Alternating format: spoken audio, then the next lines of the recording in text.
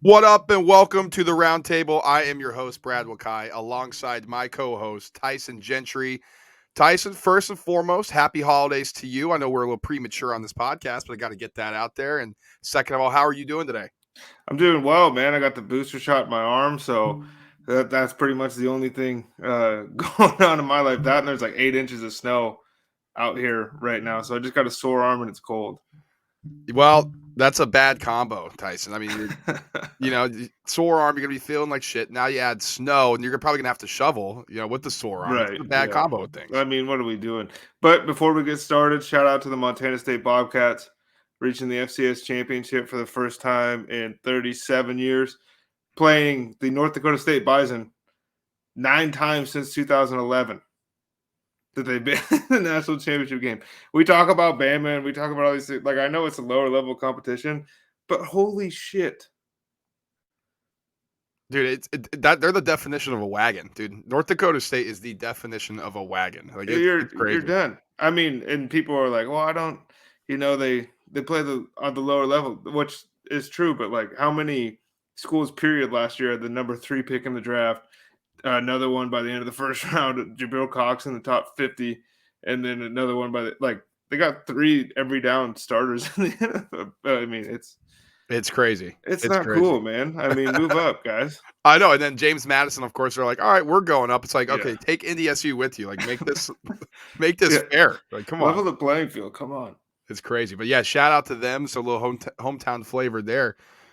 Tyson, we got a lot to get to today. And, just as we get into the holiday season, a lot of sports happening coinciding with the holiday season itself. People are home, people are hanging out, people have the TV on. There's a lot of sports to watch, which is good for us and good for our listeners. So, kind of giving a little rundown here. We're going to be talking the bowl season, college football playoff. We'll give a little preview of that.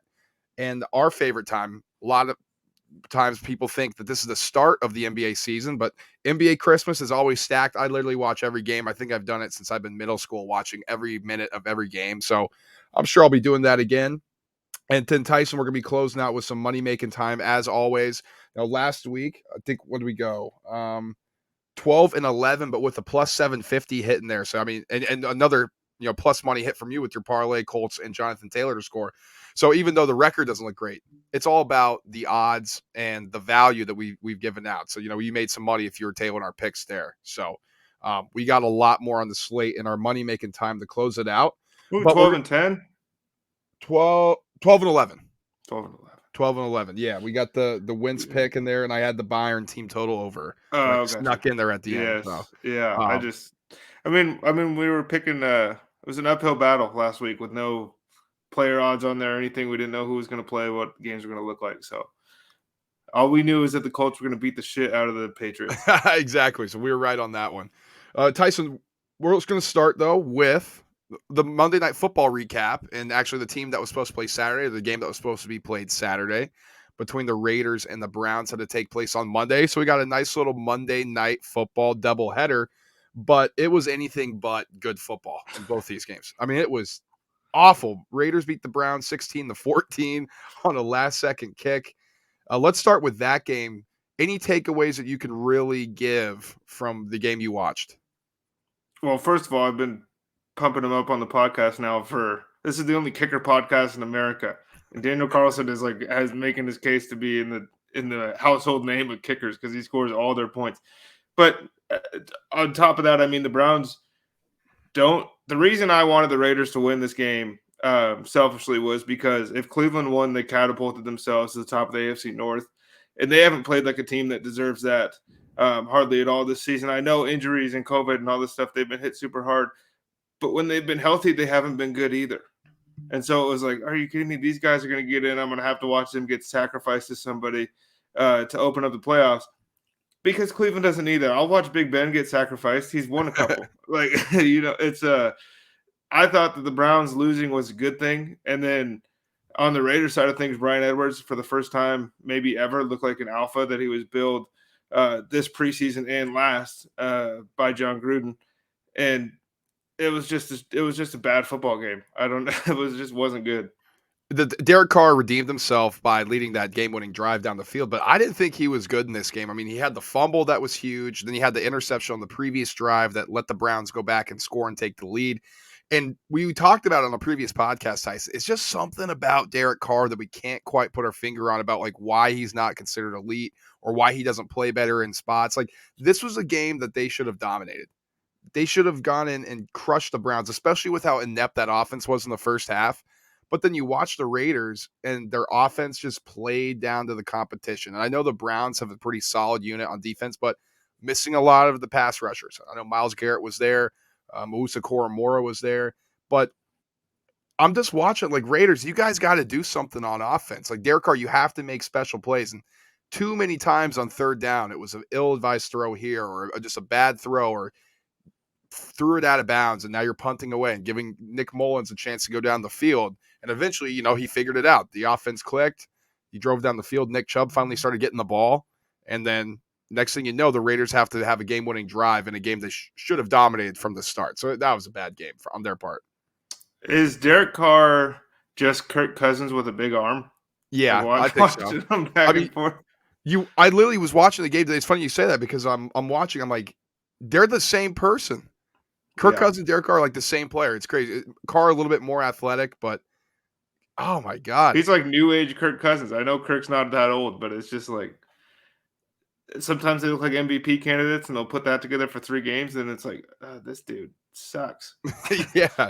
And then the Vikings today winning against the Bears 17-9. I mean, I didn't think the first game would be better than the second game. That game, the offense, that was a clinic on how not to play offense.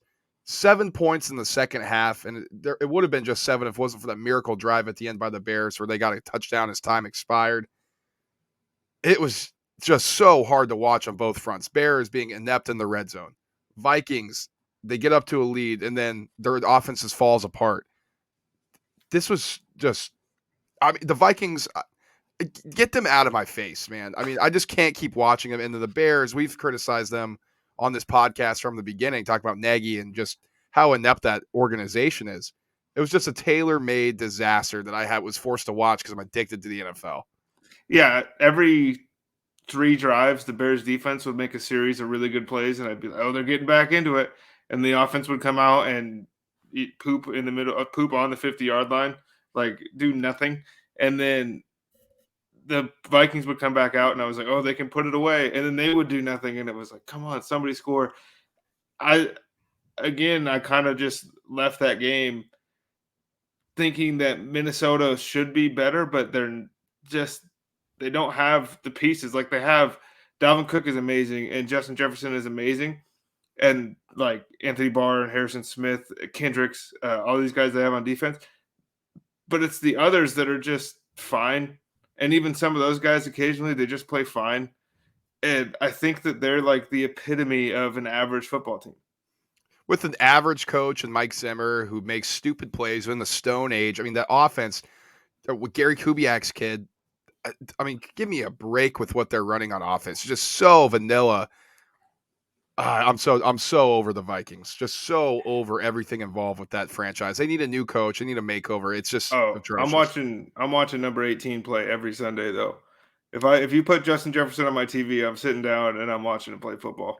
It's crazy too. He didn't have a huge game today. I think everybody expected it against a depleted Bears secondary, but it was like, oh man, I just want to see Justin Jefferson make a play. Then he made the big one on that third down. It was like, oh okay, that's what I was waiting all second half for. Because But he had he's one open catch in the every second half. play too. And it was just come on, Kirk, just make the throw. That interception Kirk Cousins had was one of the 5 worst ones of the year. 5 worst ones of the year. I mean, 5 worst ones of the decade. I don't know I what that mean, was. Carson Wentz threw the ball falling down into the end zone directly to a True. defensive lineman. So that one I think is number 1 this year. True. But yeah, just bad football all around on Monday night. Oh, God. Okay. Well, let's get off of that, Tyson. Let's move over to bowl season as promised. It's college football. And we're going to start off with the college football preview here. But bowl season's been good so far. I mean, let's do a little recap right now. I mean, obviously, if you haven't been following bowl season, some of the lower level programs playing the MAC, the AAC got a few, Coastal, kind of the biggest names so far. Been pretty entertaining, I would say. What have your thoughts been, or have you been tuning into a lot of these games? Just give me your sense so far.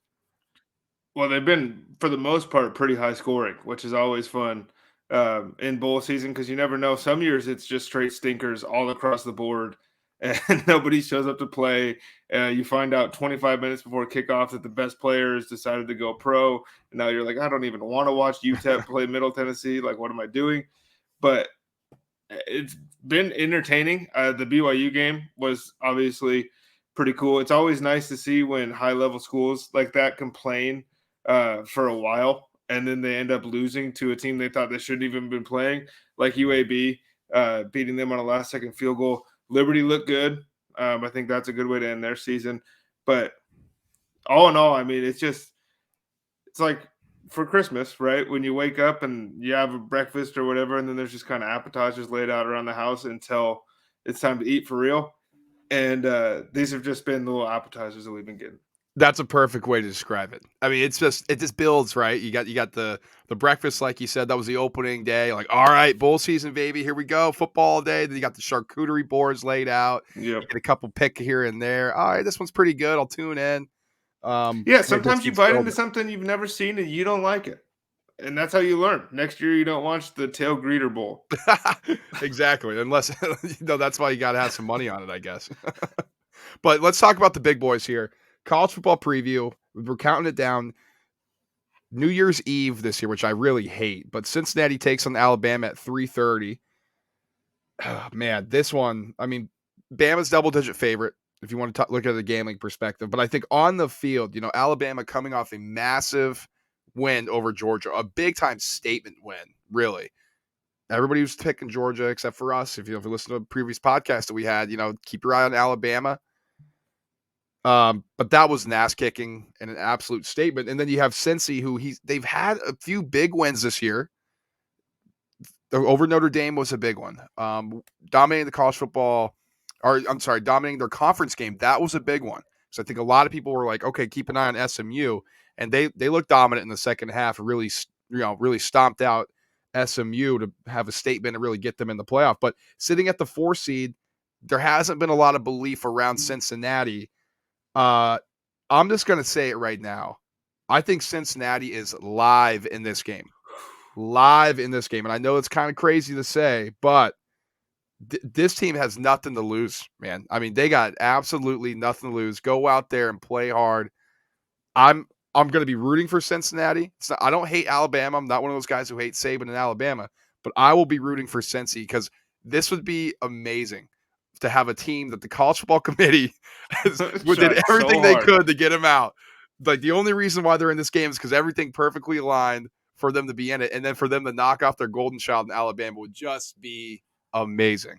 That would be one of the probably best moments of the last century in college football. Cincinnati winning this game. And I am with you. I want this to happen 100%. The amount of confidence I have in it is far below what you just kind of conveyed there. Anything can happen, right? We've seen these semifinal games play out a lot, and not very many of them are close, especially the number 1 versus number 4. And part of that is because if you give Nick Saban 3-4, you give him a month to get prepared. Now he's already probably seen some of your tape when he was getting his team ready to play a down LSU or a bad team at the end of their schedule. He's probably already checking out, okay, who might we have? So you add that on top of the fact now he has a month. They're coming off the biggest win of the season. They're playing with more swagger. They got something to prove. The only thing is John Mechie being out, I think, is actually a bigger deal than people are giving it credit for right I now. think so too. But Jameson Williams has been amazing all season long, transferring from Ohio State with no production, and all of a sudden he's one of the best wide receivers in the SEC.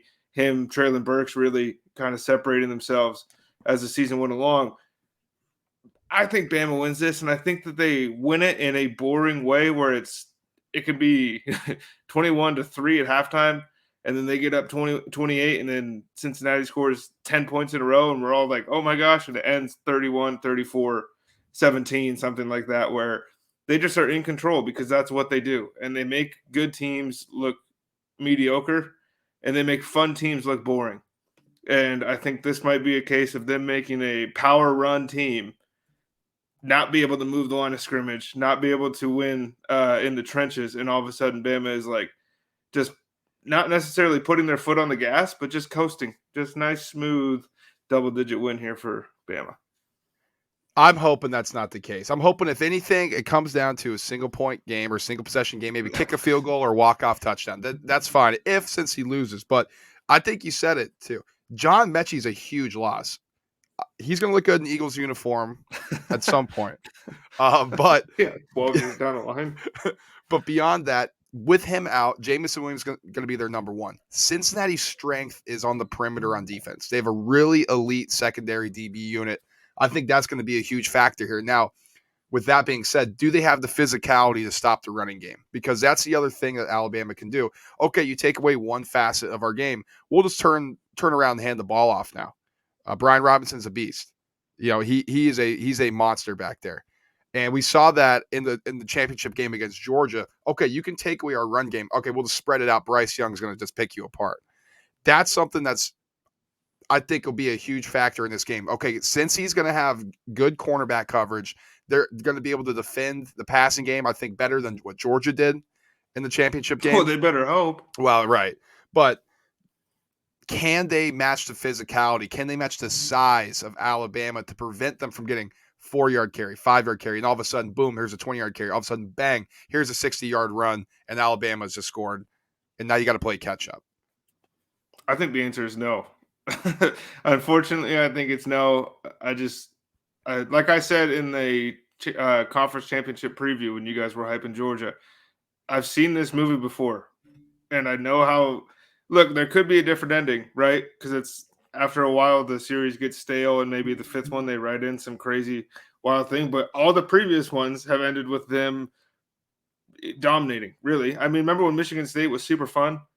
Oh, yeah. We thought they had a chance. What was that, 31-3? Yeah. It was an ass kicking. I think this is closer to that. Washington, that one. Yeah. I mean, that's what I'm saying. We can go back through the college football playoff history, and then before that to BCS bowls or BCS national championships where we thought other people had a chance, and all of a sudden it's just very quickly you realize they don't belong on the same field. And I don't know if that's going to happen necessarily, but I think that's more likely than a Cincinnati upset. I remember a movie, when was it? 2006 maybe, that came out, and it was called Boise State Takes Down Oklahoma in the Fiesta Bowl. Now, that was a good movie. Was Nick Saban directing that one? He was not. It was Bob Stoops, right? Yeah, Bob Stoops, Adrian Peterson. So you had some good players. I guess maybe the Heisman Trophy winner, yeah. But he wasn't leading the offense? He didn't have 11 first-round picks on defense and 11 more. I mean, they're different, man. It's just you can have your faith though. That's all I got. Well, I will say this though, to kind of put a bow on this game here. Desmond Ritter's the X factor. If he can raise his level of play to match something that this offense really needs from him, and that's consistent third down play, moving the change, possessing the ball, making throws when his team needs him to. I think a lot of this game is going to be on that right shoulder of his. He's got to make those plays. He's got to lead from the front as a quarterback. If that can't happen, if Nick Saban takes away Desmond Ridder being an X factor, whether it's with his legs or his arm, they're in for a long day. If he can raise his level, I think this is a really close game, and I think Cincinnati has a chance to win it. Then make the call. I can't.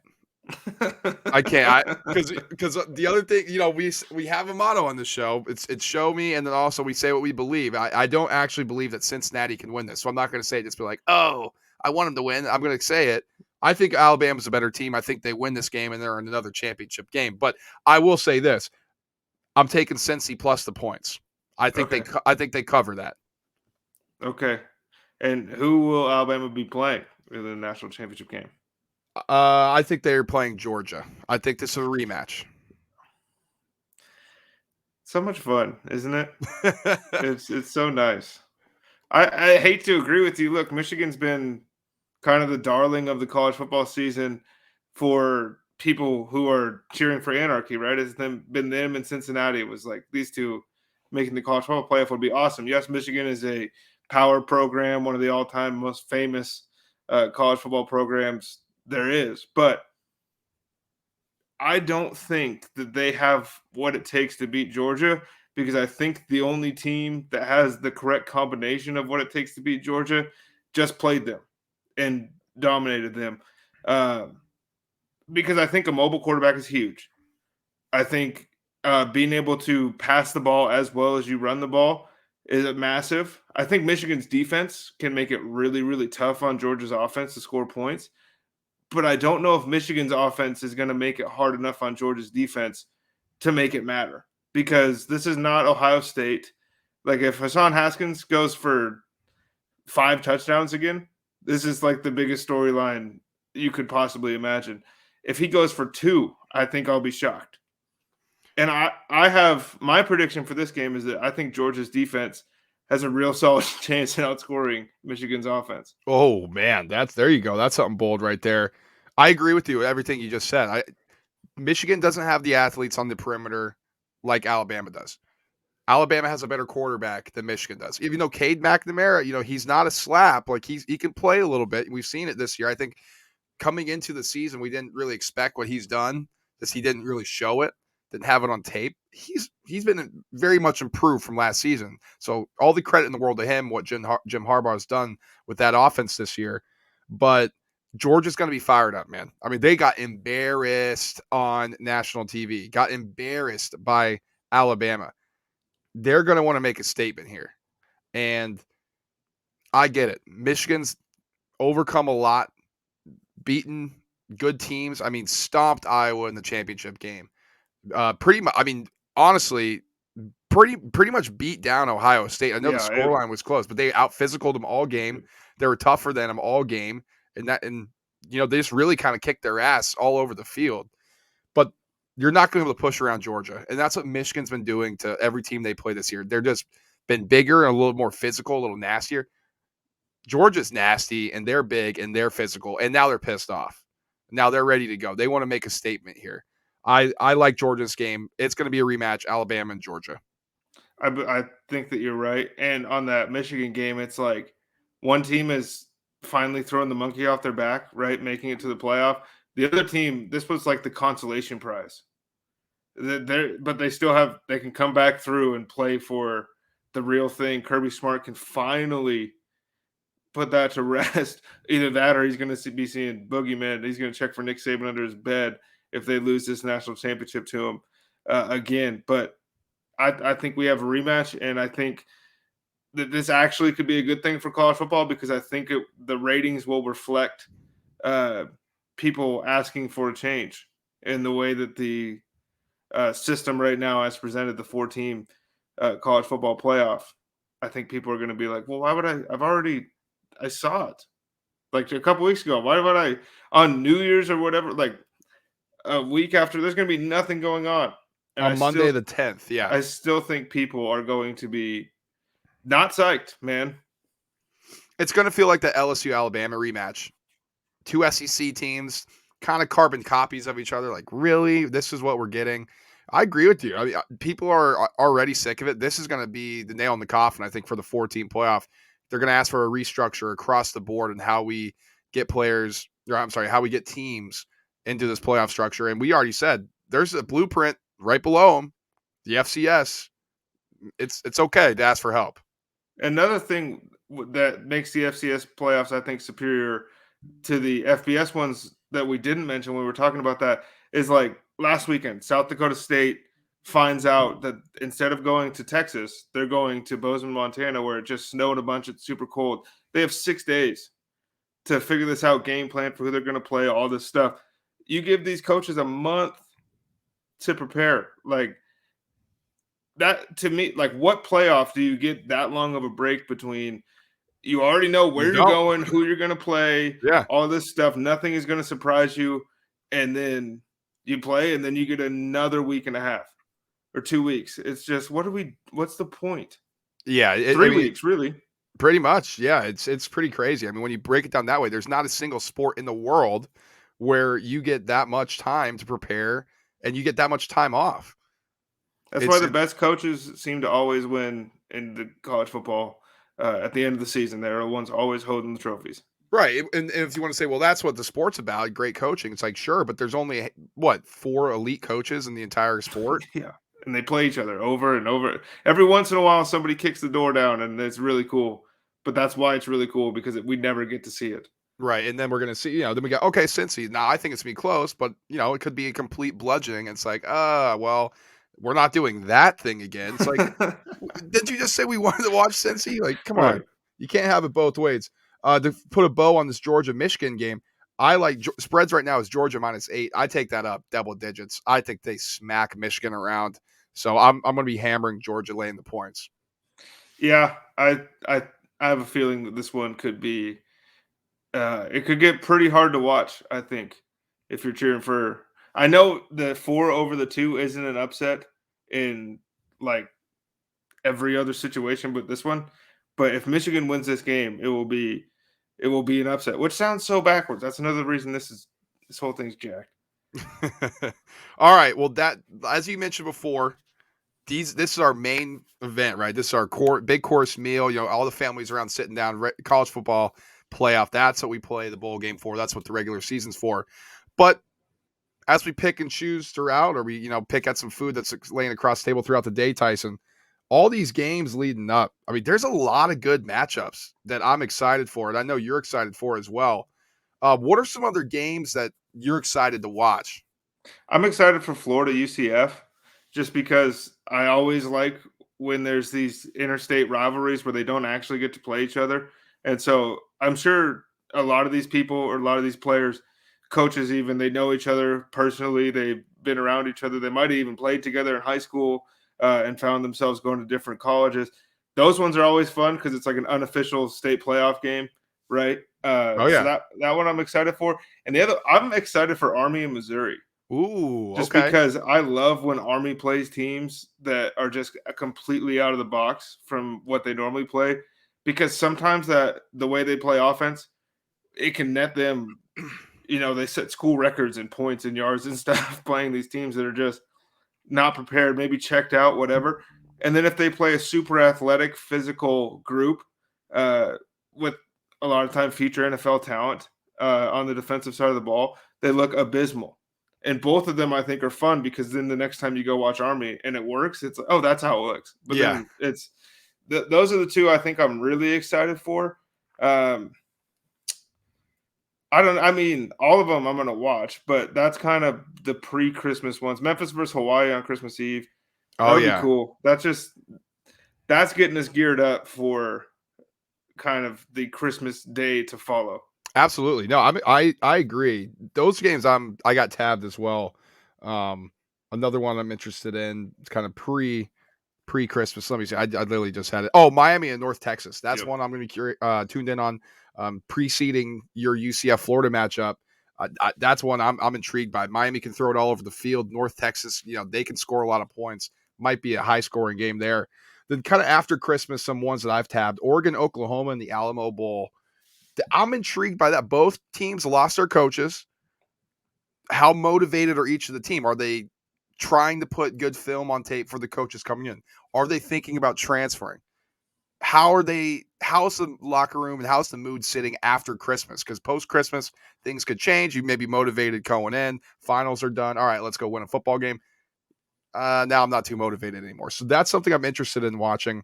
Another one, this one I'm actually really interested in seeing how it's going to go, and that's North Carolina taking on South Carolina in the Duke Mayo Bowl.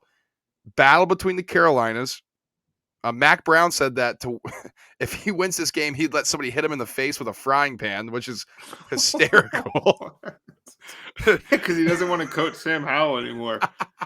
And Like, get me out of here. in South Carolina, I mean, trying to build something. Beamer from Virginia Tech, his son, what's the old coach's first name? Frank, I thought. Frank Beamer. Yeah, Beamer Is ball. that His it? son is taking over, or is the coach at USC, South Carolina. Spencer Rattler's coming in. Are they building something there? It's been disappointing. at South Carolina. So this would be a big staple win, I think, for South Carolina if they do win. UNC, this would be a big game for them to kind of send off, Sam Howell. Just put a staple on something If he that was a goes, disappointing season. Yeah, if he goes, right. because he's looked bad a He has lot. looked bad. He has. But yeah, that one's going to be fun. South Carolina is just one of those teams where they have the athletes all over the place to just embarrass people when people aren't prepared for them. The issue is that they play teams who also have those athletes all over the place all year long. But North Carolina was projected preseason. Everyone thought they were going to finish top 25, top 30, really, in the country. Severe lack of execution all over the field this year. Didn't meet expectations like we thought they were going to. So that'll be interesting. If Sam Howell plays well, is that the one that sends him off, or is he coming back? Because there's a lot of questions around if he's actually, preseason he was tabbed as the next guy, and now it's like, where does he fit among Kenny Pickett, Matt Corral, Malik Willis from Liberty? Two more games I'm excited about beyond the college football playoff. Two of the traditional games: Oklahoma State and Notre Dame in the Fiesta Bowl. Yeah. Very intrigued by that one. How does Mike Gundy and his boys rebound after that disappointing loss and really a shot to play in the college football playoff? How did they rebound? The Notre Dame, obviously, Brian Kelly gone. A couple of the coaches I think they're going to play well. You think Notre Dame's going to play well? Yeah, I think they're fired up to play for Marcus Freeman. Marcus Freeman, yeah, new head coach. They love him, but also Kyle Hamilton, best safety in the country. He's gone, and a couple more guys already declared for the draft, so they're not going to play. Does that deplete some talent? I think they will come out fired up, but how good is Notre Dame really? Because Oklahoma State's defense is really good. Notre Dame's offense is a little suspect. Two contrasting styles here that I'm interested in watching on that one. I think that one's going to be, that whole January 1st slate is stacked. Like the worst game of the day is probably Arkansas, Penn State. Yep. But I think stylistically that one could get really fun. Iowa, Kentucky, Ohio State, Utah, Baylor, Ole Miss. Baylor, Ole Miss in New Orleans. That one could get pretty loud. Those are two pretty local teams. Not a lot of traveling has to be done there. Yeah, my last one I'm really interested in, Ohio State, Utah, Rose Bowl game. That's going to be awesome. It's going to be a lot of red in that stadium, unfortunately. But the thing I'm intrigued by, Utah is physical. Kyle Whittingham wants to just ram the ball down your throat. And what did Ohio State struggle against Michigan? Physical play and getting the ball just crammed down their throat. That's something I think that could be very interesting to watch and just see if Ohio State has learned from their mistakes or if they're able to be physical and raise their level, or if they're just a finesse team and they want to throw the ball across the yard. And if you're wanting to bet this game, this would be the number one game that I would advise to wait until the last second and see how many guys have decided, especially from that Ohio State side, if they're going to play or not in this bowl game. Chris Olave, the receiver, he could go. A couple of them, couple of the wideouts, and then all of a sudden this awesome passing attack. We're getting a glimpse into what it'll look like next year, but it's not what you signed up for when you put your money down on Ohio State, especially when it comes to team total overs and stuff like that. Yeah, love that. But Tyson, man, this is going to be fun, man. We love bowl season. We love college football. We haven't been able to talk as much about it on the show. Just NFL dominates the world. So we haven't been. So we're glad that college football's getting a little shine in our show here. Yes, and it's going to be a really fun one to kick off. We'll do more stuff next season, I think, but this year has been the world of college football this year was kind of vanilla. Yeah, for the most interestingly. part. It started out, there was a lot of chaos, but if we record on Wednesday, then talking about the Kansas-Oklahoma game doesn't make a whole lot of sense. Yeah, exactly. So college football fans, don't worry. We got you covered going forward. We got some, I think some plans for next year as well. So let's switch over to the hardwood now, Tyson, because we teased it. NBA Christmas is here, baby. NBA Christmas is here. The unofficial start to the season. 5 huge games. And I know you're excited. Oh, I'm pumped. Let's start it here. What's your favorite NBA Christmas memory?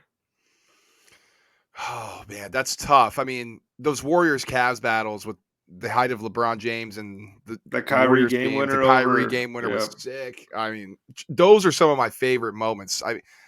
Games wise, obviously, you get some crazy stuff happen at the Garden. That's always exciting, but I can't really pick. I've literally seen so many games. Like I said, I've watched every game every minute since like middle school. So I got a catalog that I'm struggling to ruffle through here. The one that always sticks out in my mind is the Heat Lakers from like 2011 or 2012 when Wade hit LeBron for two off Mm, the backboard alley oops in a yeah. span of like a couple minutes, and he caught one ridiculously with his left hand, and then he hammered the other one home. That was probably the first moment where I totally gave in and was like, "This dude might be the best athlete I've ever seen." But there's something special about NBA Christmas Day games. It's like, especially for when I'm around my family, because I can watch the whole thing and they only care about like the second half. So it's like at the end of the game, it's like, oh, this one's close. I'll sit down and watch. And then, all of a sudden you got an NBA fan in the house. Exactly. Exactly. So let's dive right in. And you said it. I mean, it's something special about NBA on Christmas, and when you lead it off with the Garden, who always is a great It's atmosphere to gonna be play in. so loud. Hawks, after what they did to the Knicks last year, going back to MSG, the site of the crime. Trae Young, shushing the crowd, standing on the logo, going back to MSG, kicking it off, 12 Eastern time on ESPN. This is what a way to start the day, honestly. You get done, open your Christmas presents, you're hanging with the family, whatever you're doing, maybe late lunch, breakfast, whatever.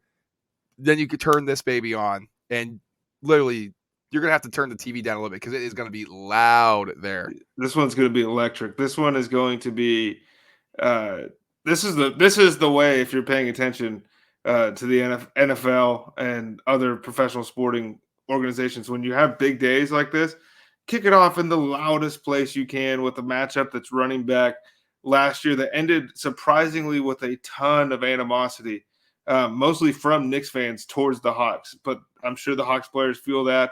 They're going to feed off that. Is this going to be Trae Young setting the tone for the day, dropping 35 on 8 threes, or is it going to be the New York Knicks just out physicaling them? And both teams have struggled this year and kind of disappointing. I know the Hawks are bored, right? That's what Yeah. we talked about Yeah. last Yeah. week. The Hawks are just Too bored. bored. Yeah. They better not be bored on Christmas because they'll get Right? punked. And because the Knicks saw this game, circled it and said, okay, this is national TV. They punked us last year. Let's get some payback, boys. Have to. I mean, there's no way Coach Thibodeau didn't, like, for him, maybe the season started on Christmas Day too. Yeah, because they've struggled. I mean, 2-8 in their last 10 so far. So they're gonna be limping into this one, I think. Just quite hasn't clicked like it did last year, but they're gonna be revved up and ready to go on this one. Do you have a prediction by chance, Tyson?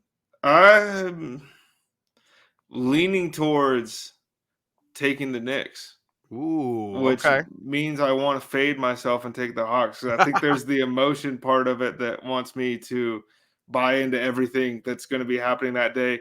It's Christmas Day in New York City. Like, it's already, the atmosphere everywhere in New York is going to be crazy. And then you get all those people feeling that from outside, packed in the same arena.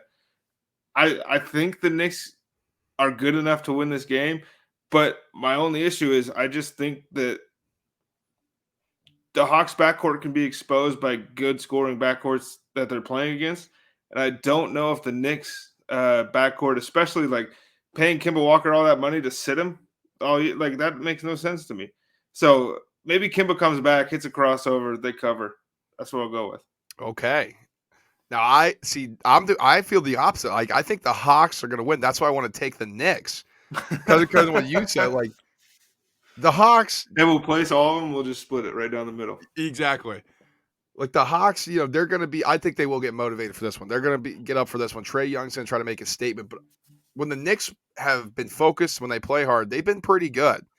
So I think it's going to be a big day from Julius Randle. I think the Knicks actually win this one. Okay, so now I'm even more conflicted on my take. You're like, well, because now I'm going for the Hawks. This ain't Yeah, getting done I today. gotta fade you to go to the Hawks, but then I have to fade, so it just goes back and forth.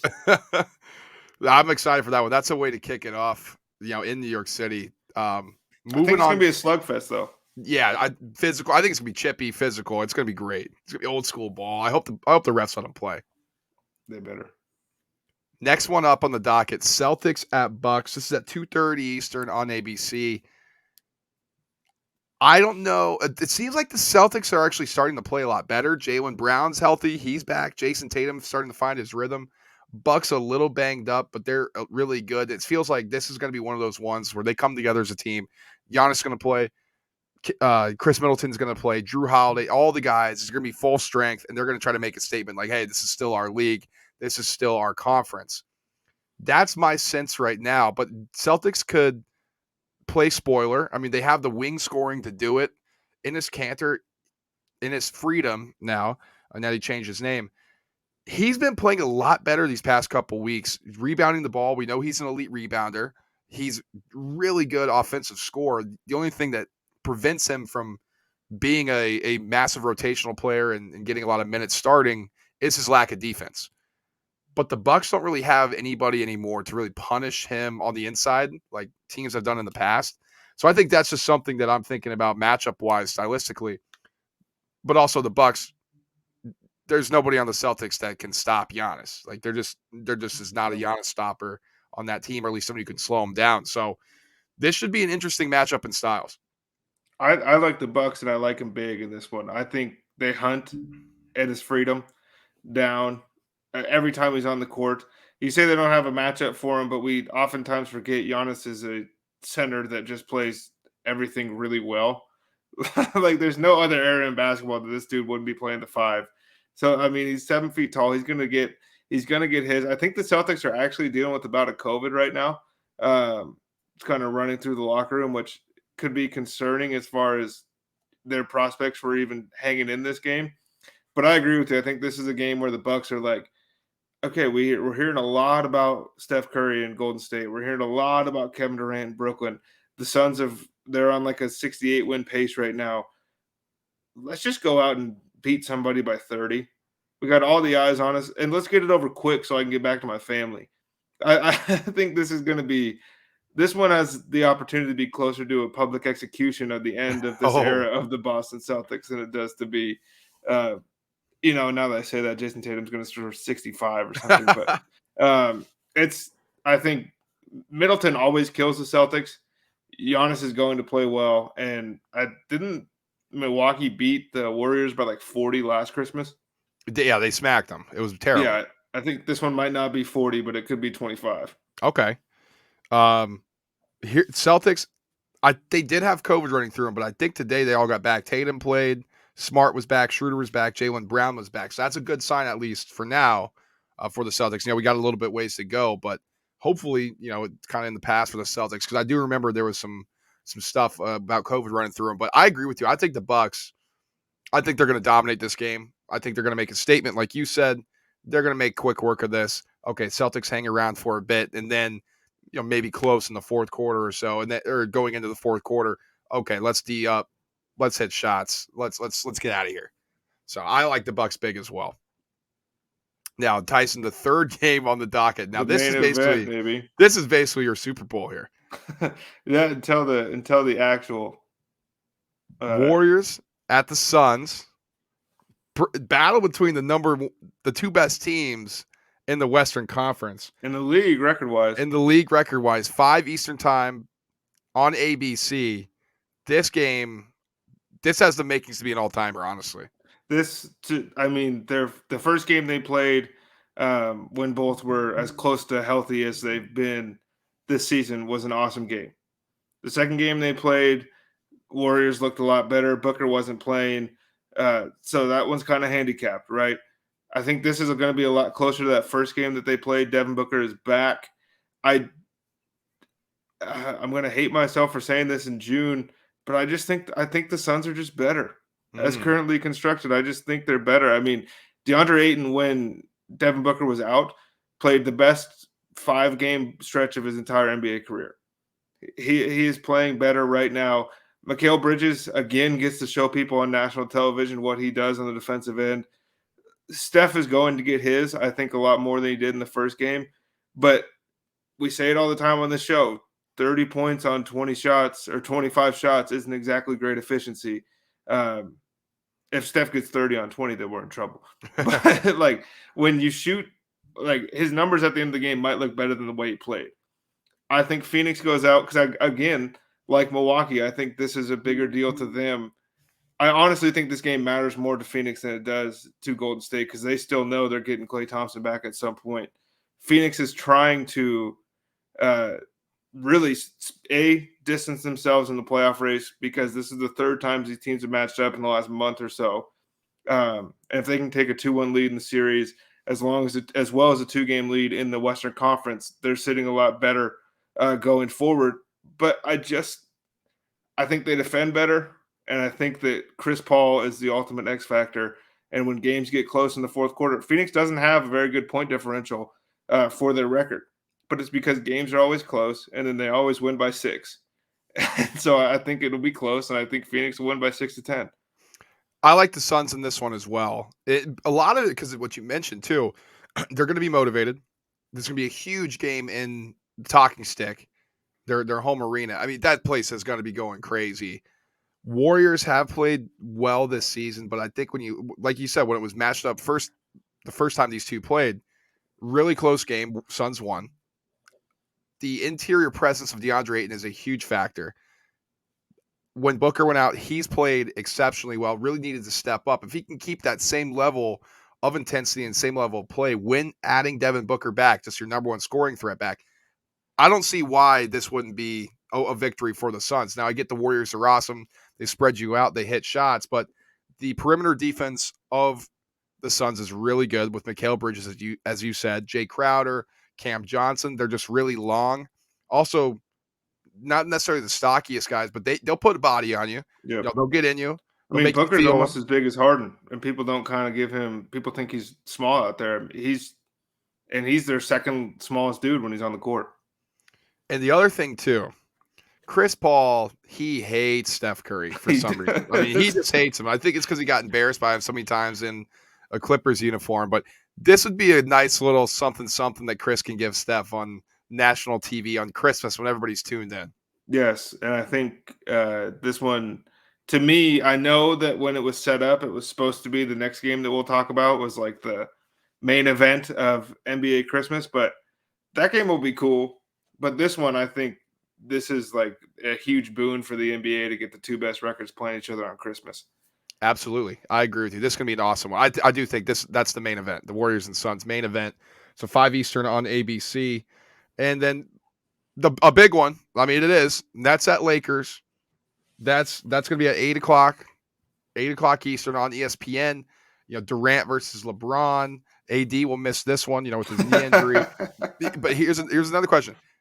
Does Kyrie Irving play in LA? I'm not sure. I don't know the exact status if he's able to or not. I mean, didn't I know he just catch games. COVID as soon as they activated him? He got added to the COVID protocol. Well, yeah, he's in the protocols, but I'm not sure if that's just because he's unvaccinated or if he has to test out of it because he's unvaccinated or how it works really. But the Nets have really been smacked by COVID. Durant's currently in it. They had David Duke Jr., Cam Thomas, a lot of their young G League players coming up.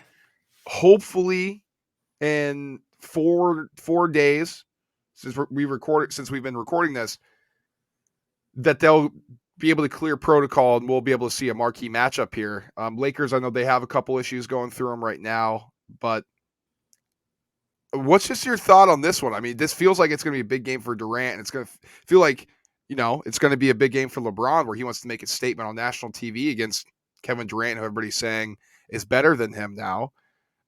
What's your sense on this one? I have a fairly strong feeling that LeBron is going to play amazing for the first 45 minutes of this game. And then at the end of the game, he's going to do what we've seen a ton. And look, I'm the biggest LeBron fan in the world. But when it gets down to crunch time and he doesn't trust the guys around him and he starts pushing, and then he has 3-4 turnovers and thinks snowball, and then he's looking at his bench, throwing his arms up in the air because he's upset he didn't get a call and he's not jogging back, and the Nets end up winning this game. If the Nets are healthy, that's kind of the way that I think it's going to go. Because I do think LeBron will play well enough to keep the Lakers in these games. We've seen it so many times in these marquee matchups. I don't think basketball is like the number one priority for him as it was even just a couple years ago. But I think that he still, has that in the tank to be the best player in the world for a night. But if the Nets are healthy, I don't think it matters because I just think like if LeBron gets 38, 10, and 8, KD is probably going to get 35, 10, and 7. It's like he's going to play well enough to keep his team in it as well. Nobody's running away with this one. And if they do, I think it'd be the Nets running away from the Lakers because I haven't seen a goddamn thing from the Lakers this season that tells me they know how to run away from people.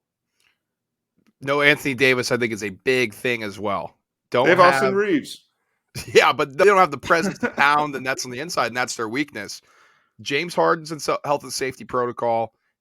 I expect he's been in it for a little bit. I expect him to be out of that too. So you just add another weapon with Kevin Durant if he's able to come back. Plus, you know how it works in the NBA. These guys all want rest, and I know none of them wanted to catch COVID or be in protocol, but you get off your legs for a couple days. If you're able to come back, ramp up for a few games right before your big showcase on Christmas, that's honestly the perfect scenario for some of these guys, right? I take a couple days off, have a couple ramp up games, then boom, we're right into our main event, and we can show how good we really are. That's what I think the Nets are going to do, if healthy, to be able to come in to the Staples Center or the crypto.com or crypto whatever center it is now, or crypto arena, and really, really put it to the Lakers. I'd like Nets big in this one, and I like everything regarding Durant props, everything regarding Harden props. Give me them all, but I like Nets big against the Lakers. You move to Brooklyn and you start acting different, man. What do you mean? It's always been a fuck Lakers thing. I'm just kidding. Now, the nightcap, honestly. Yeah, but we're in bed by this time.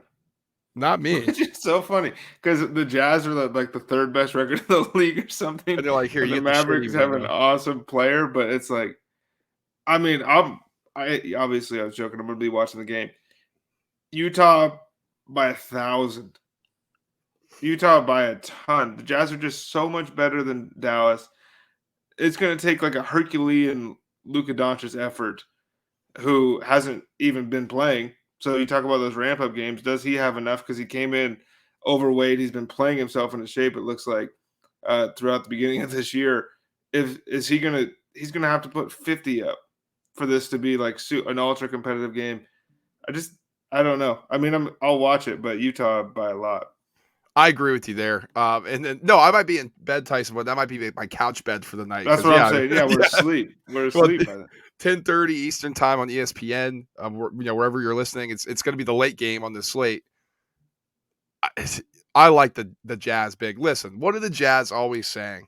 Nobody respects us. Nobody takes us seriously. You guys don't know how good we are. Oh, really? Well, here's an opportunity for you to go out and absolutely hammer a team and hammer a player in Luka Doncic that everybody loves. Everybody says, "Oh, you give him MVP stuff." I think a little premature regarding that. He needs to play better.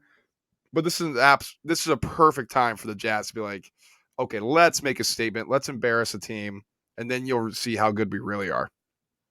Which is going to be doubly funny when they go into the second round of the playoffs. And remember when we beat the Mavericks on Christmas, and then Rudy Gobert gets run off the court again.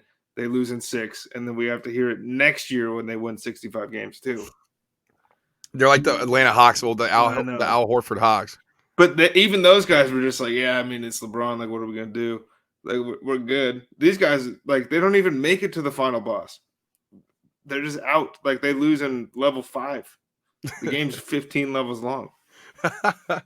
Yeah, you hate the Jazz. Did something happen in Salt Lake, man? What's going on? I'm sick of the, and this is a mini tangent side rant thing, but the Donovan Mitchell versus Devin Booker thing to me makes no sense. Devin Booker is the number 1 leader all time in points per touch.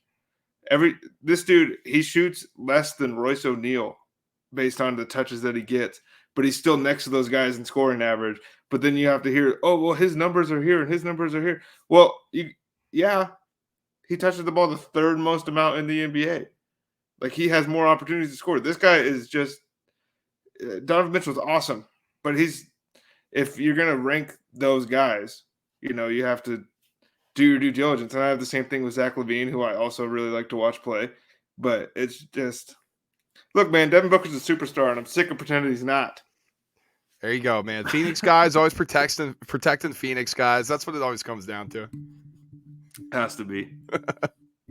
Well, Tyson, I'm excited for the NBA Christmas, as you know. I think as a lot of people are. Really, first time did we really get the NBA on a big national stage. Football kind of takes a little sidestep, although they're creeping into this market share a little bit with a couple games on here. But I'll be tuning in all my attention to the NBA games. I'll probably have the NFL games on a tablet or laptop or something. Well, it's the NFL played their hand perfectly this year because they put out the much anticipated John Madden documentary that will be airing, I believe, at the same time as Mavericks Jazz. So I don't think they were stupid enough to mess with Lakers Nets, but they knew they could eat just a little bit. Yeah. We could just what we were talking about, just a couple nibbles. Yeah, and then Browns Packers, that's at 4:30. So that eats in the Warriors Suns a little bit. Yeah, but that game's over by the end of the first quarter.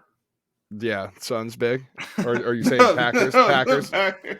And then it ends with Colts Cardinals at 8:15 Eastern. That one's gonna be so heat. That's Nets Lakers. That's that's a That big heat. football game.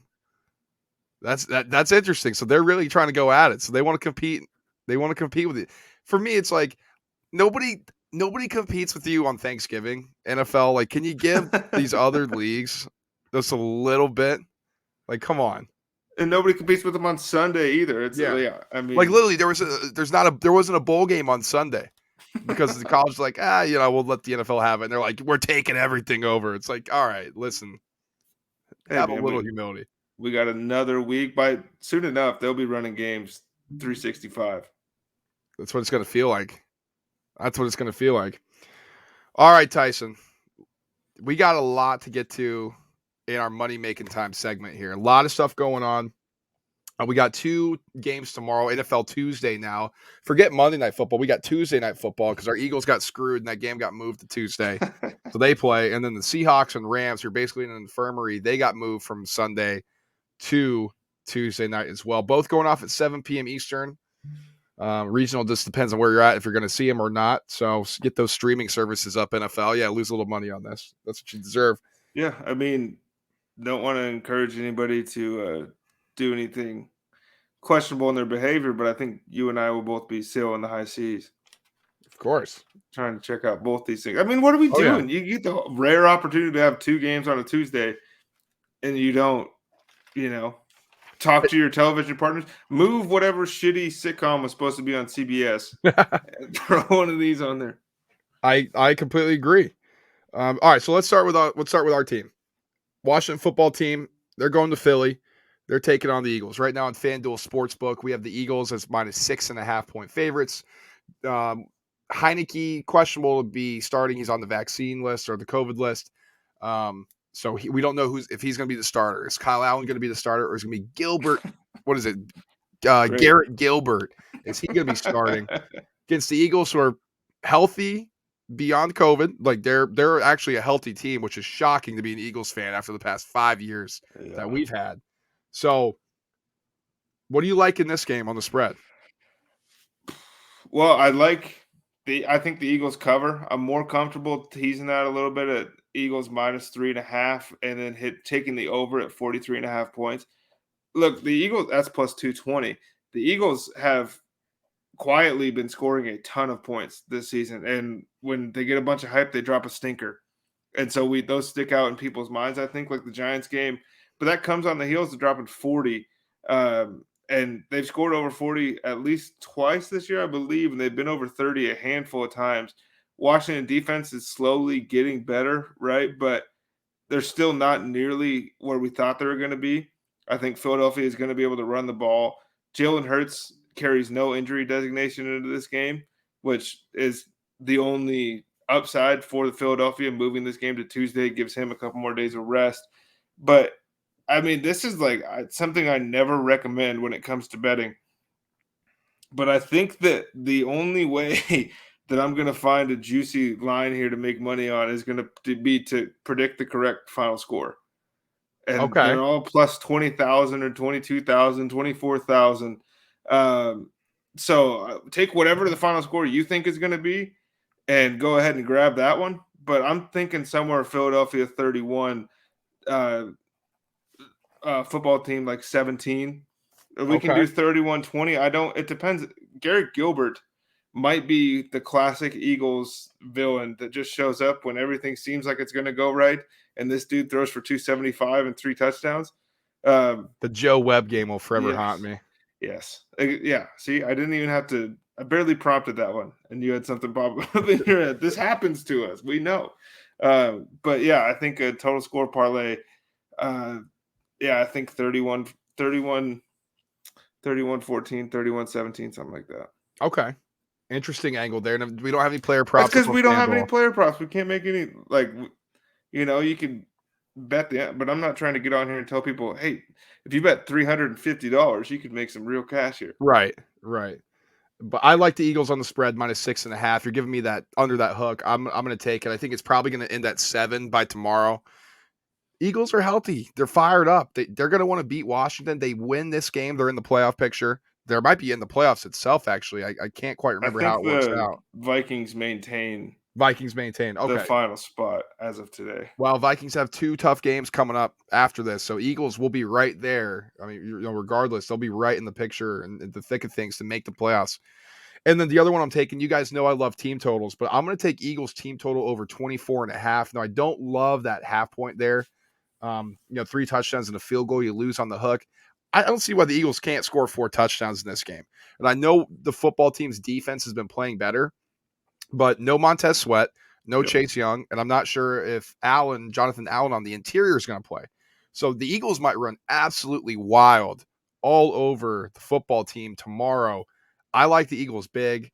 They're going to cover that. They're going to score a lot of points. They might reach 30 in this one. And then, like Tyson said, unfortunately, we don't have any player props out officially up on FanDuel Sportsbook right now. But when they start trickling out, I'm looking at Miles Sanders team total, Yep. or I'm sorry, Miles Sanders rushing prop. That's something I'm definitely looking into there. That would be the one that I would be most intrigued on as well. And then Jalen Hurts anytime touchdown scorer is always a good way to go when this Eagles team is playing.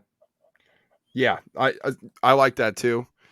So we don't have those up yet. Those will be out by tomorrow. I'm sure of it. They just got to know on FanDuel right now. Just crazy stuff going on in the NFL, as you guys are aware. The listeners are aware.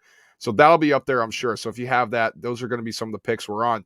And then that simultaneously, like we mentioned, Seahawks at Rams.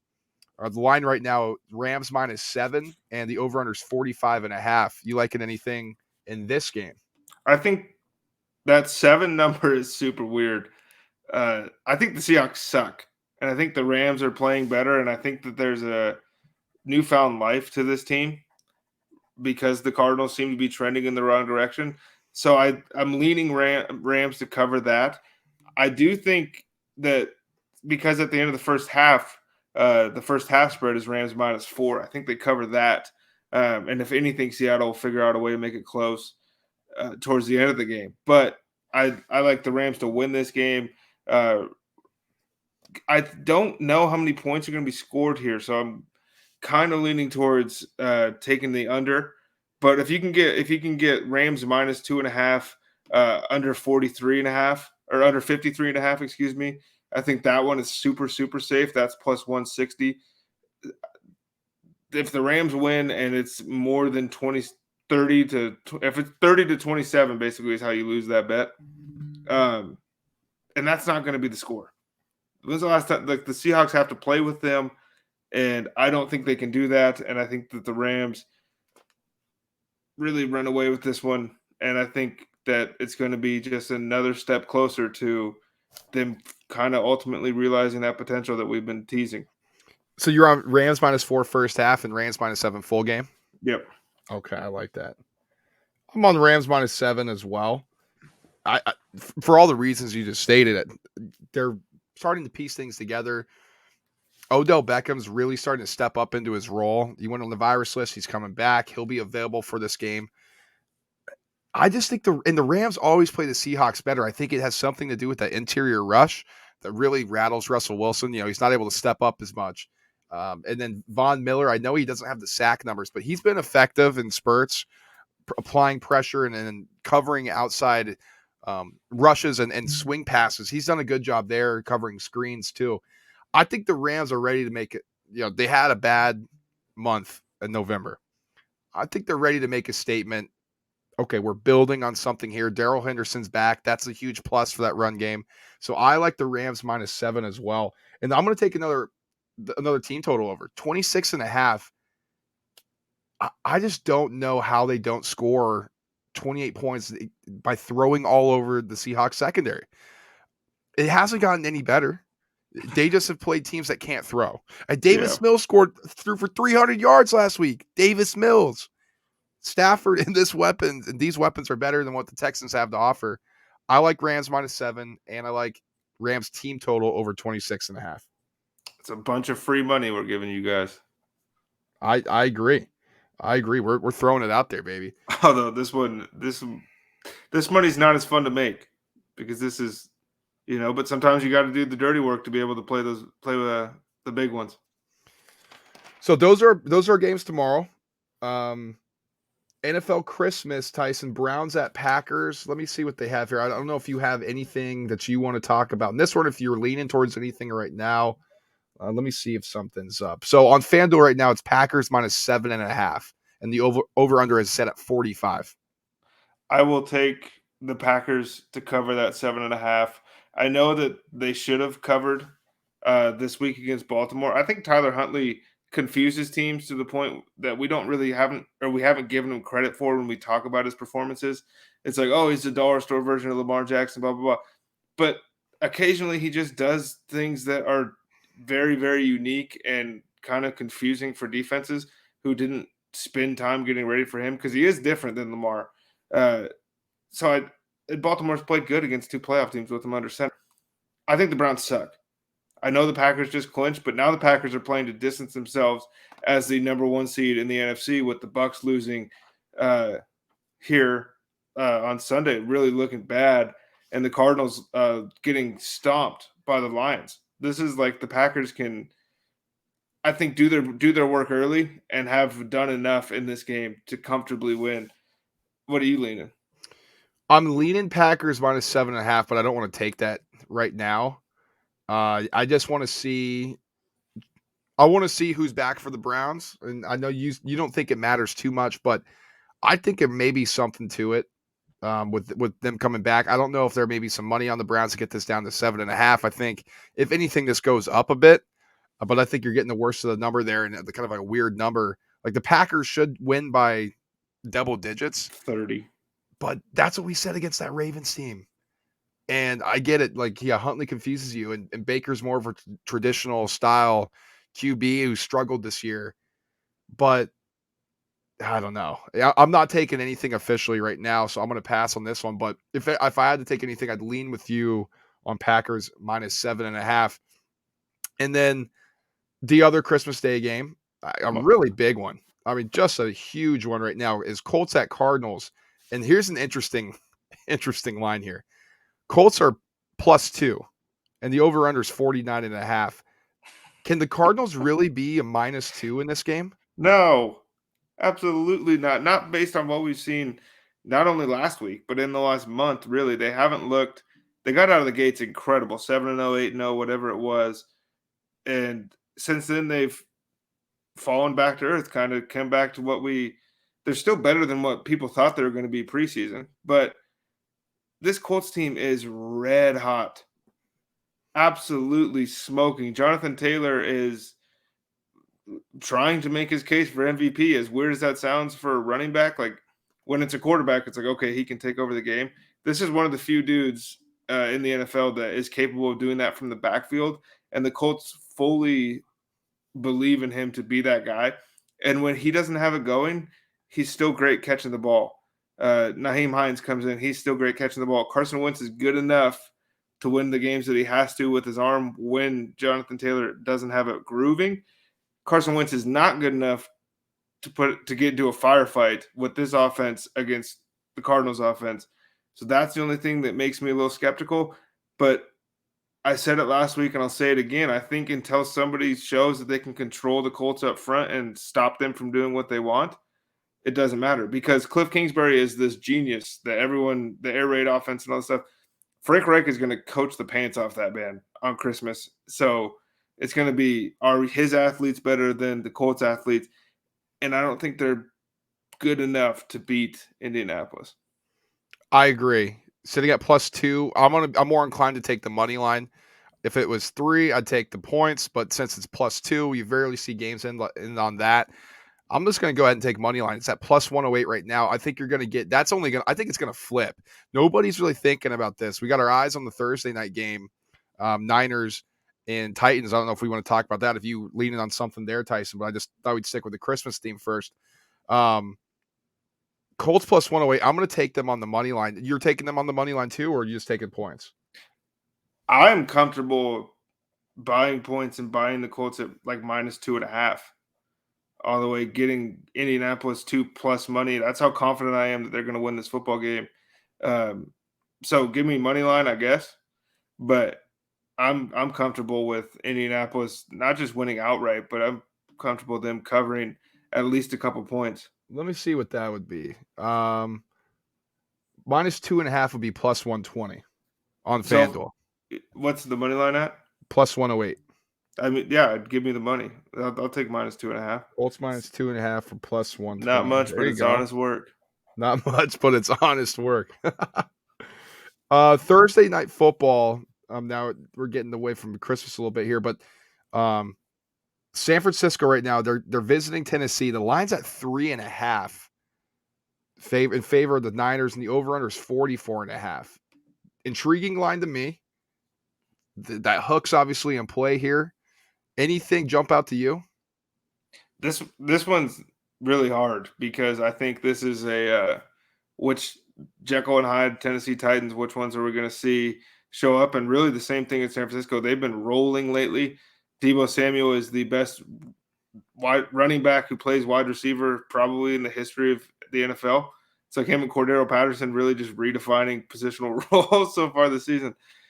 I I don't know who's going to win. I think that this one will probably be under that 44.5 number, but that's so low as well that all it takes is a 28-17 game, and we're over that. I don't think it gets that high scoring, especially with it depends on if Elijah Mitchell plays, honestly, for San Francisco, because if he plays, I'm a lot more comfortable taking them um, to cover that -3.5 number, because as fun as it is that Debo is lining up back there at running back, when he doesn't have to do it as often and they get a real legitimate NFL player back there, it's it's a different offense, and it's something that Tennessee just struggled to stop the JV version of this. Or struggled to beat because they didn't necessarily struggle to stop the Steelers. Steelers helped them quite a bit on that, but I just think that this is like the next evolution in that same style of offense. This one just has George Kittle. So give me the Niners. Okay, so you like -3.5? Yeah, and if give me a Debo Samuel anytime touchdown scorer, that's not up yet. But like if I was able to put that one, I'd be confident in that. Uh, yeah, I mean, eventually the Julio Jones touchdown will come. I think Well, this he year. got hurt now, so but I think they're expecting um AJ AJ Brown to be Brown, back, but Julio's hurt. they just designated AJ. I don't know if that means he'll be back because that's such a short turnaround here. 3 days, but they need Yeah, him. They need him for sure. they do. I don't have anything on this game right now. I don't know. It feels like it's one of those games where the Niners are rolling, like absolutely. 3.5 strange. That defense, I don't know. It's not like the Falcons that moved the ball on them last week. And I think Matt Ryan's probably a better thrower of the ball than Ryan Tannehill is. But when you get Ryan Tannehill on, in rhythm, throwing to his guys, he can be effective. Now the Niners have also done a great job at disrupting quarterbacks and not letting them settle in. I don't know what type of teams we're going to see here. Both teams that have been pretty Jekyll and Hyde so far. Niners sometimes they play down to their opponent. Titans do the same. Okay, this is a big game. They both raise their level. I don't have anything right now. That hook is scaring me off. Honestly, that's what it is. But that's what we got so far. Now, unfortunately, Tyson, for these NBA games, we don't have anything yet for Christmas.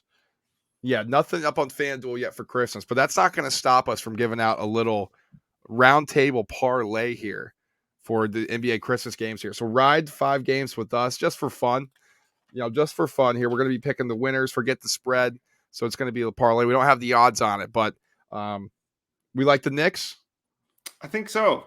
Okay. You started with the Hawks and you ended on the Knicks. I did. Is that where we're at? I'm on the Knicks. All right, let's go Knicks. Knicks. We like the Bucks. Yes.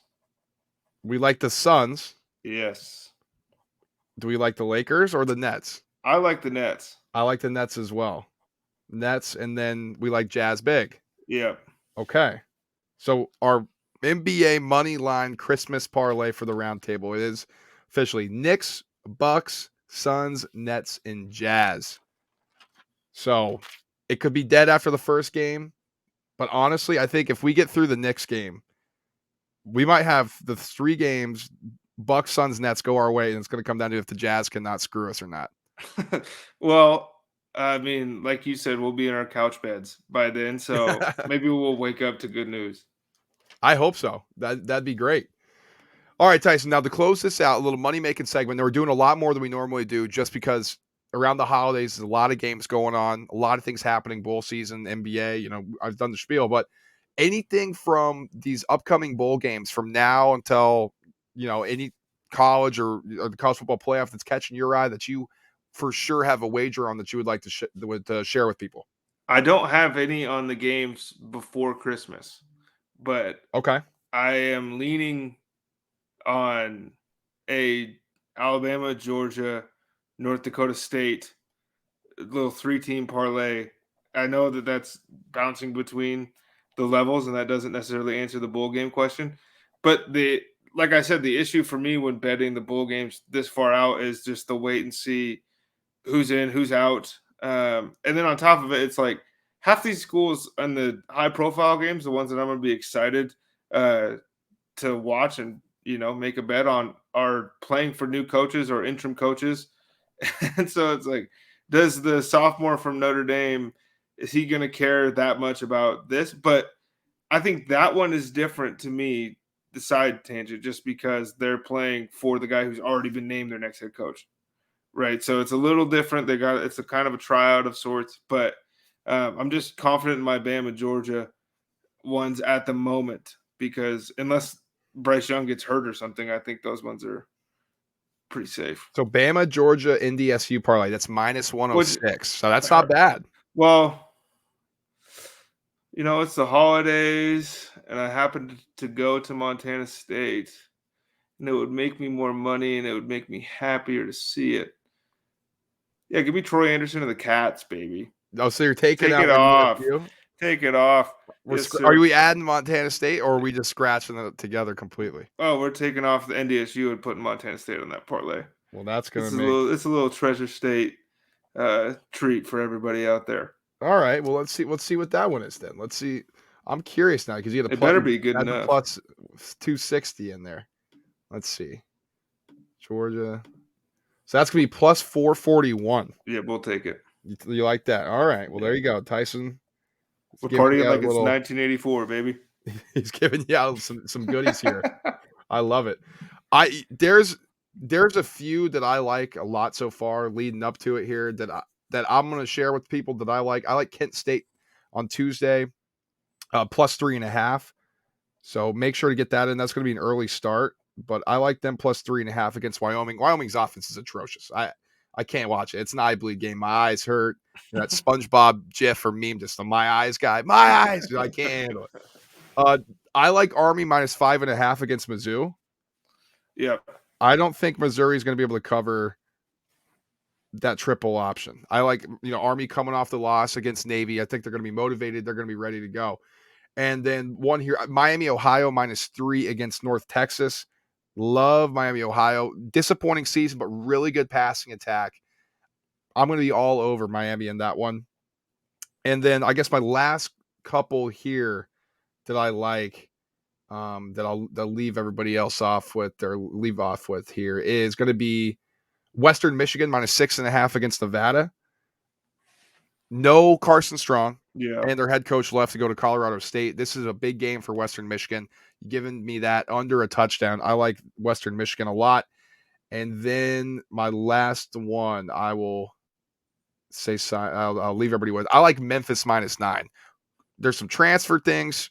I know it's the Hawaii Bowl. They played good to end the year, but apparently there's a mutiny in the locker room I against their head know, coach, I Todd know. Graham. There's like a lot of stuff going on here. That line has done nothing but increase. I'm going to get Memphis -9 before it gets up to 10. Believe me, guys, take this and ride it with me. So a lot of stuff here to kind of close out, but Western Michigan -6.5 and Memphis -9. And those are some ones I'll share right now. And then obviously the rest you can follow us on Twitter. You can ask us questions we'll get to. I love it. That's why bowl season is so fun, because it's like, maybe nobody plays for Hawaii and then your ticket just doesn't cash. Does a forfeit count as covering -9? I don't think so, but I'm not sure. Well, then the sports books would probably have a mutiny on their hands as well. It wouldn't just be the Hawaii football program. Yeah, there'd be a whole thing going on there. Okay, Tyson. Well, that's gonna do it for Money Making Time for us. But before we get out of here, this is going to be our last podcast that we do in 2021. I'm going to be going on vacation for the holiday. Won't be in my place when we have the equipment. And so we're going to use this as a time to have a break and build into the new year in 2022. So I just want to start off by saying thank you all. First of all, thank you to you, Tyson, for jumping on, joining me, being my co-host. It's been an absolutely pleasure to do the show with you. A fantastic time talking sports with you. Something we've been doing for a long time. And for Long OG time. listeners, they know, but for the new listeners out there, Tyson and I have been doing this for a while, and I'm happy he's back on my side, hosting a podcast with me called The Roundtable. So we got a lot of big plans, and that involves you, the listener. So thank you all out there for listening. Thank you all for being interactive. Really appreciate all the support that you guys have shown us. Really appreciate everybody listening, sharing with their friends and all of that. So thank you for making 2021 a great start to the Roundtable community, and we will continue to build this thing up into 2022. Yes, that's the key right now. Is we just want to keep growing, and we appreciate all the feedback and stuff, and that's been pretty cool to see. And yeah, I mean, what are we going on together now? Like a decade, 8 years. Yeah, something like that. I mean, 8 years. it's a Yeah, lot. which is pretty cool. But it's been fun. It's never boring. And then this year, I think that we grew a little bit, but next year we got some decent things planned, things in the pipeline and stuff that we want to expand. So we need help from the listener. Basically, just keep showing us you like it, and we can go ahead and continue with our plans. Absolutely. And so with that being said, we asked you to send in some questions last podcast, and we got a few responses from you guys. So we're gonna answer one, keep sending them in, and in 2022 we'll start off answering you guys' questions with anything relevant. So Miles Sperry, a listener, he asked us, playoff picture wise, we went through that last week, but who do we like to win, especially after the Bucks look so horrible on Sunday night? Tyson, are they still your favorite? Who are you leaning towards now? I would have said yes, even with that loss, until it came out that Chris Godwin's MCL sprain is actually a torn ACL. I think that's huge, and I also think that they're really glad they didn't cut Antonio Brown post his vaccination fake card scandal thing that happened with him. I think that is like the biggest thing to happen right now, and I don't love anybody else, but currently, you're gonna hate me for this, but I think Green Bay is just, they're gonna get the 1 seed. They're gonna get a bye. I'm not overly impressed with anybody else in the NFC right now. The Rams could change things certainly, but I don't think Dallas can beat them. I don't think the Bucks without Godwin could beat them. I don't see a way that they're not at least playing again in the NFC title game. But that being said, there could be a sneaky wild card team out of this bunch that throws everything out of whack. And then the AFC, I don't trust the Chiefs to win the Super Bowl right now. And the Colts would be my favorite to come out of the AFC at the moment, which I know is a bit bold, but we talked about it before the season started that this team could be the one to really surprise people. that's kind of what I'm leaning for a Super Bowl matchup right now is Packers Colts. I'm leaning Packers for sure in the NFC right now after that news came out about Chris Godwin. So no, I'm on your side in that one, and which is a pretty stark contrast. I don't know if they're gotten physical. I don't think they really have, but we'll see. But I'm leaning Packers right now just because of Aaron Rodgers, how great he's playing. Come out of the NFC, and then in AFC, I hate to say it, but I'm leaning Chiefs, man. I mean, they seem like they figured it out. Offense, I still have some questions about, but when it's clicking, and there's a reason why they've gone to 2 straight Super Bowls. So I'm leaning Packers, Chiefs as we speak right now. So thank you to Miles. Thank you to all the other people, all the other listeners who have sent in questions. Continue to interact with us. Continue to ask questions. We'd love to answer them on this podcast.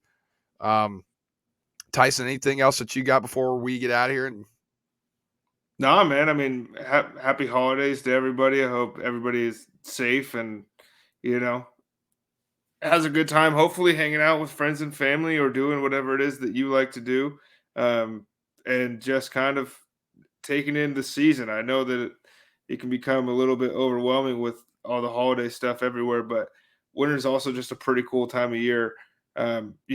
Brad's going to be spending it in somewhere where he's not going to have to experience any of the cool stuff, I think. But, try not to slip on ice if you live somewhere cold. That one knocked me out for about 3 months at the beginning of this year, so be careful. Just everyone be safe, be respectful, stay good, stay up. absolutely. Absolutely. Couldn't have said it better myself. And as Tyson said, we love when you guys like and share our stuff. Subscribe to us if you haven't already on Apple Podcasts, Spotify, and YouTube. So if you want to watch us, we got a lot of stuff going on visually now as well. And then the Instagram for the roundtables @_ the roundtable pod_. You can follow me on Twitter @bwakai. Betting stuff I post on there, retweet information, things like that. And then Tyson, if you want to give him a follow on Instagram @TysonGentry, go ahead and give him a follow as well. So, as we said, to close this thing out, very appreciative of all of you out there. Very appreciative of all the listeners. Until next time, happy holidays, Merry Christmas, Happy New Year, and we will be speaking to you in 2022. So until then, peace.